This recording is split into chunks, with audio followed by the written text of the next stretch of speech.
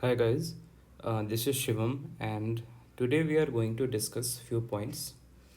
This is a short session based on India's foreign policy post independence.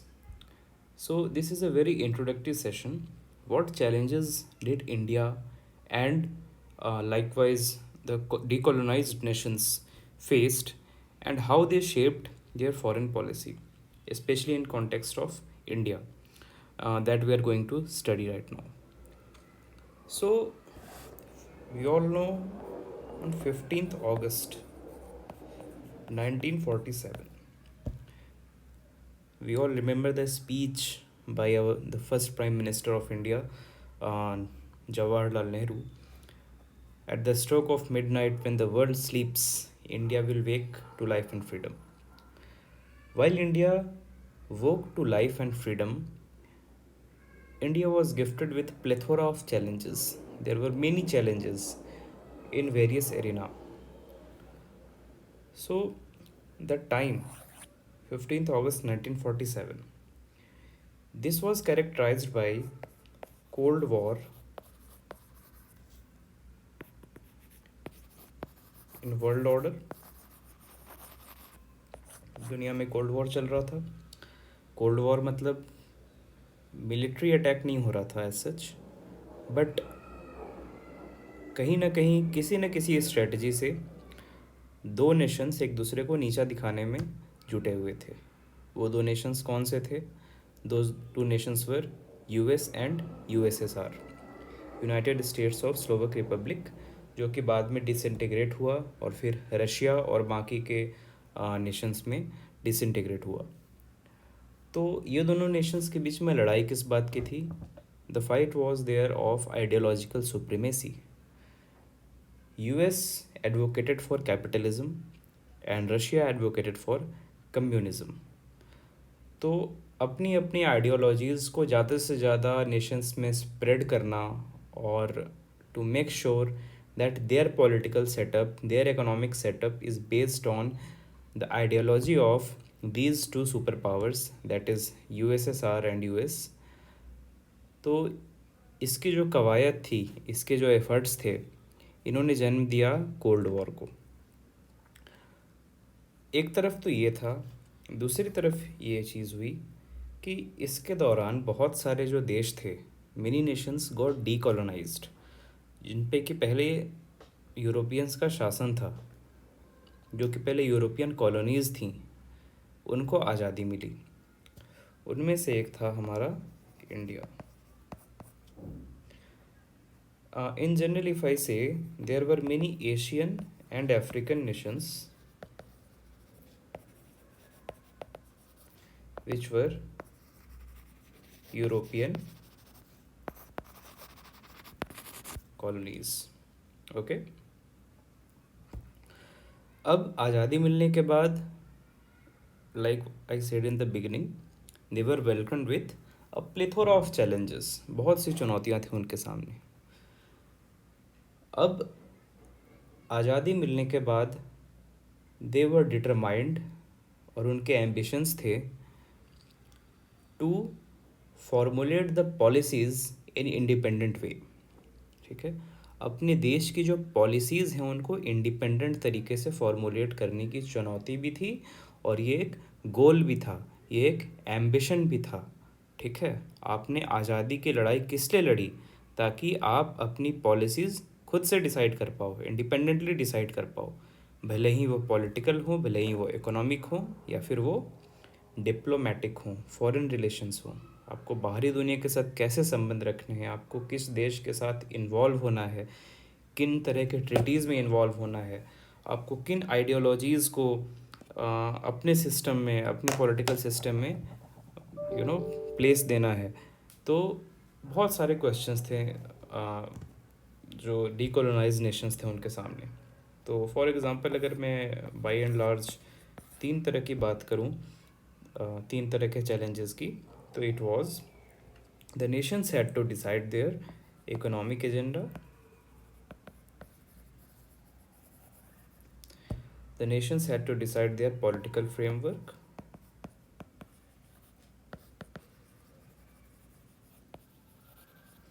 and the nations had to decide their international relations.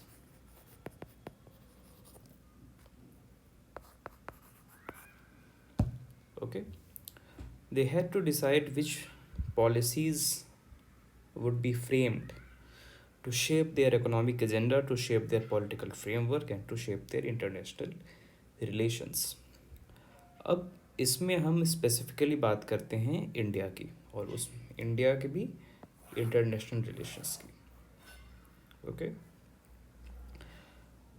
क्या India के जो international relations के values हैं वो 1947 के बाद जो गवर्नमेंट आई इंडिया में जवाहरलाल नेहरू की, that was the Congress government, उसके was the genesis of you know foreign policy of India the result of Jawaharlal Nehru government? No. Indian diplomacy or India's foreign relations or international relations have a historical legacy. ठीक है, for example हम epics की बात करते हैं तो इन रामायणा एक बहुत ही फेमस डिप्लोमेट थे, his name was Hanuman, isn't it? So Hanuman as a diplomat went to the court of Ravana with a proposal to free Mata Sita and to convey the message of Ram, to convey the military and political might of Ram. Okay, उन्होंने जाके बताया कि भाई देखो, तुम जिनसे पंगा ले रहे हो बहुत ही ताकतवर हैं, वो भगवान राम हैं. ठीक है, तो तुम्हारे लिए बेहतर यही होगा कि तुम माता सीता को इज्जत के साथ रिहा करो. So we see the diplomacy, the diplomatic values in form of epics also in Mahabharata.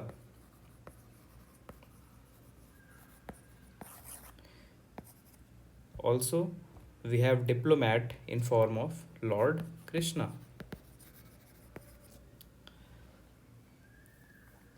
जब पांडवों से लड़ाई, जब पांडव और कौरवों का युद्ध होने वाला था, उससे पहले भगवान कृष्ण कौरवों के कोर्ट में गए, उनके राज्यसभा में गए और उन्होंने प्रपोजल रखा. राज्यसभा में क्या बन के गए? दूत बन के गए. That is what diplomat is. Okay, ambassador. So उनके सभा में वो दूत बन करके गए और उन्होंने प्रपोजल रखा कि भाई देखो, लड़ाई से कुछ नहीं होना है, लेट्स एम फॉर पीस. लड़ाई से केवल डिस्ट्रक्शन होगा. ठीक है, तो दुर्योधन ने कहा कि नहीं, पीस तो बिल्कुल पॉसिबल ही नहीं है. पीस तो तभी पॉसिबल है जब तुम अपनी मांग छोड़ दो. They wanted Hastinapur. तो कृष्ण ने कहा कि भाई ठीक है, चलो तुम ये नहीं दे सकते तो at least give us 5 villages. Okay, so then also he denied. So we are seeing negotiations between two parties. Okay, and who is leading this negotiation from Pandava side? Lord Krishna. So there also we saw diplomacy and diplomatic values. Okay. When there was a period of colonization,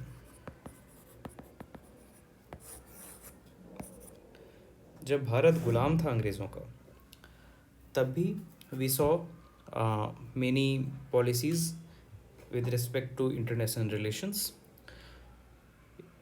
United Kingdom or Britishers, they were the part of allies during World War. ठीक है, Britishers, France, US ये एक तरफ थे और बाकी के कई देश दूसरी तरफ थे. ओके, पाले बदलते भी रहे वर्ल्ड वॉर 1, वर्ल्ड वॉर 2 दोनों के time. So we will not talk about that. Just India ने अलग हिस्ट्री के हिसाब से अलग अलग फॉरेन पॉलिसीज़ देखी हैं. ठीक है, इंडिपेंडेंस के बाद क्या हुआ कि इनको नर्चर करने का काम हुआ. ठीक है, हमारी लेगेसी तो ऑलरेडी थी फॉरेन पॉलिसी की, बट अब वो कैसे आगे शेप होंगी, वो किस डायरेक्शन में आगे बढ़ेंगी, उनके क्या क्या एलिमेंट्स होंगे. So that was to be decided post independence. So in front of the first independent government in India, which was led by Pandit Jawaharlal Nehru, our honorable ex-prime minister. So he had basically two challenges in front of him. Okay. So now, what were these two challenges? The first one was domestic development. The second one was international relations. Okay. So domestic development से हमारा मोटा मोटी ये मतलब है economic development. भाई एक देश आज़ाद हुआ है, ब्रिटिश लेगेसी के साथ आज़ाद हुआ है। ब्रिटिश लेगेसी क्या थी? ब्रिटिश लेगेसी एक मिला जुला, आप कहोगे, it is a blend of development as well as exploitation. कुछ एरियाज़ में ब्रिटिशर्स के द्वारा डेवलपमेंट हुआ, like we see communication, like we see transport. And कुछ एरिया में, कुछ नहीं, we will see in most of the areas there was exploitation, widespread exploitation. गरीबी थी बहुत सारे जगहों पर, कम्युनलिज्म अपने पीक पे था। We all know the divide and rule policy of British government. So बहुत सारी इश्यूज़ थे, डोमेस्टिक इश्यूज़ थे, जिन्होंने डेवलपमेंट को रोक रखा था। And there was a long way to go in terms of economic development. Okay. So पहला चैलेंज तो पंडित नेहरू के सामने था कि हम इकोनॉमिक डेवलपमेंट कैसे करें, अपने देश का डोमेस्टिक डेवलपमेंट कैसे करें। ठीक है।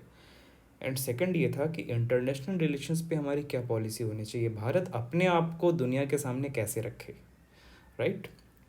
भाई देखो, दो चीज़ें होती हैं। उस समय कोल्ड वॉर का टाइम भी था, हर देश दिखा रहा, मतलब जो भी देश थे दोनों तरफ, दोनों पार्टीज़ में, वो दिखा रहे थे कि भाई हमारी मिलिट्री पावर इतनी है, हमारी साइंटिफिक पावर इतनी है, ऐसे करके। तो अपना जो प्लेस है एक वर्ल्ड के स्टेज के सामने दिखाने का, उसका एक तरीका होता है अपनी मिलिट्री पावर को शो ऑफ करना। राइट। इसको हम गन बोर्ड डिप्लोमेसी भी कहते हैं। राइट।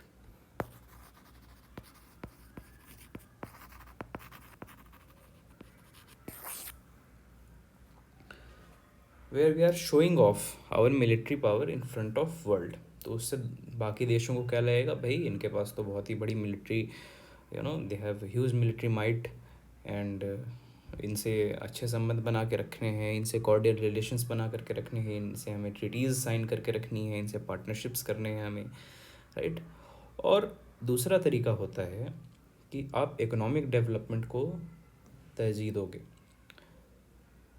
इकोनॉमिक डेवलपमेंट जब आपका होगा तो अपने आप बाकी सारे डेवलपमेंट्स भी होंगे। एक बहुत अच्छा सा एग्जांपल हमारे सामने है, that is Pakistan. Second example I will take of Thailand. Both these nations post their independence gave emphasis to their military strength.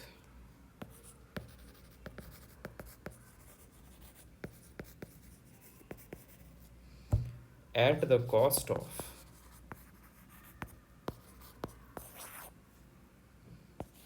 their economic development. Right? दोनों ही देशों ने अपनी सेना को मजबूत करने के लिए बहुत कदम उठाए, बहुत खर्च किया, but at what cost? At cost of economic development. ठीक है। They did not care about, or they did not set their goals about the development in sectors of education, health, infrastructure, energy. Right? इसका result क्या हुआ? What was the result of this? The result was social and political instability.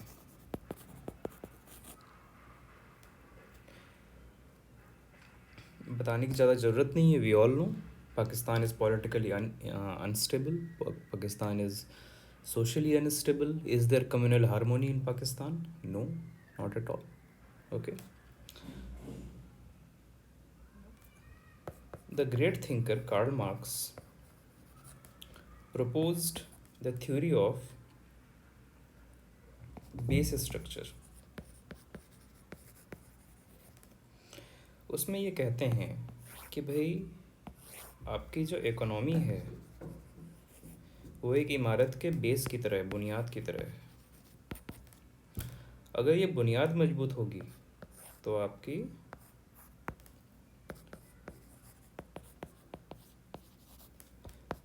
Political institutions भी stable होंगे, आपके religious institutions भी stable होंगे, family as an institution भी आपके सोसाइटी में स्टेबल होगी। लेकिन अगर ये बेस ही कमज़ोर हो जाएगा तो आपके सारे इंस्टीट्यूशंस एक एक करके धड़ धड़ धड़ धड़ करके गिर जाएंगे, राइट। वही हुआ पाकिस्तान के साथ। तो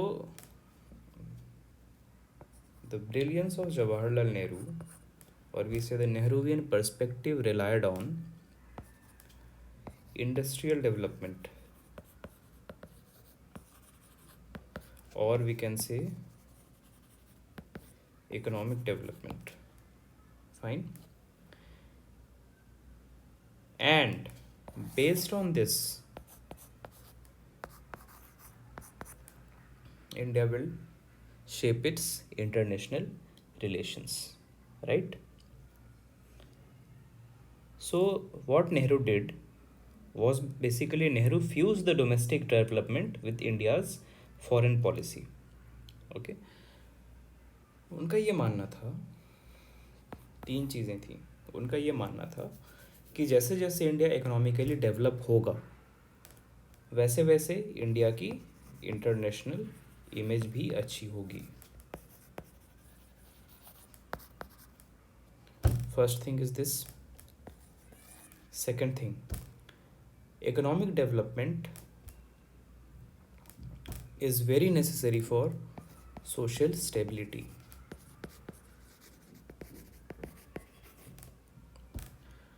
आप सोच के देखो, जब किसी सोसाइटी में लोग भूखे मरने लगते हैं, जब किसी सोसाइटी में इकोनॉमिक सिचुएशन बहुत ही ज़्यादा डायलेपिडेटेड कंडीशन में होती है, बहुत ही ज़्यादा बुरे कंडीशन में होती है, तो वहाँ पर कॉन्फ्लिक्ट से स्टार्ट हो जाते हैं, वहाँ पर अनरेस्ट स्टार्ट हो जाता है, वहाँ पर रिबेलियन स्टार्ट हो जाता है। So that society is not stable. लोगों को जब पेट भरने को खाना नहीं मिलेगा, लोगों को जब कमाने के पैसे नहीं मिलेंगे, जब महंगाई इतनी ज़्यादा हो जाएगी कि लोग रोटी खाने के लिए भी मोहताज हो जाएं, तो लोग सड़कों पे उतरेंगे, क्राइम बढ़ जाएगा, पॉलिटिकल स्टेबिलिटी नहीं रहेगी, है ना। We all saw French revolution, political stability नहीं रहेगी, and this will lead to rebellion. Okay, so Nehru realised that economic development was also necessary for social stability. Third one, कि भाई जो मिलिट्री स्ट्रेंथ की बात है कि पाकिस्तान ने आज़ादी के बाद अपने मिलिट्री पे ध्यान देना शुरू किया, अपने मिलिट्री स्ट्रेंथ को बढ़ाने के लिए उस पर एम्फेसिस दिया। तो नेहरू का ये मानना था कि मिलिट्री स्ट्रेंथ भी ऑब्वियसली बढ़ेगी जब हमारी इकोनॉमिक स्ट्रेंथ बढ़ेगी। Any state to sustain its military power, to sustain its military strength, requires significant economic strength as well. ठीक है, आपको अपनी मिलिट्री में पर्सनल्स रिक्रूट करने हैं, आपको अपने आर्मी की स्ट्रेंथ बढ़ानी है, आपको इक्विपमेंट्स पे खर्च करना है, आपको लॉजिस्टिक्स पे खर्च करना है, मूवमेंट ऑफ गुड्स, आपको स्ट्रेटेजिक रिसर्च पे खर्च करना है। ये सब के लिए आपको पैसे चाहिए। वो पैसे तभी आपके पास आएंगे जब आप इकोनॉमिकली स्ट्रांग होंगे, जब कोई कंट्री डोमेस्टिक डेवलपमेंट पे ध्यान देगी और इकोनॉमिकली स्ट्रांग होगी। So due to this reason Jawaharlal Nehru chose economic strength और इंडस्ट्रियल डेवलपमेंट ओवर